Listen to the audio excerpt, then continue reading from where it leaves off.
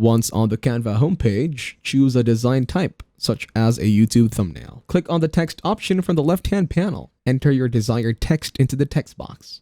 You can also select a font style and adjust the font size as needed. Next, select the entire text and change its color to the initial color you want for your gradient. Navigate to the Elements tab and search for gradient. Click on See All next to the photos to view all gradient options. Choose a gradient image and place it on your canvas. Resize and position it as desired. Adjust the transparency to your liking by using the slider.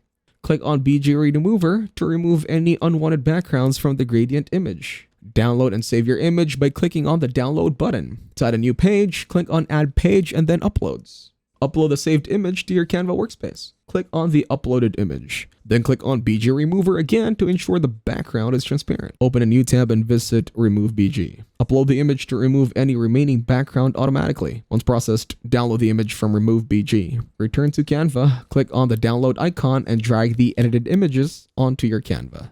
Your gradient text design is now complete and ready to use. Make sure to check the link in the description down below to access Canva. And if this tutorial was helpful, please like and subscribe to our channel.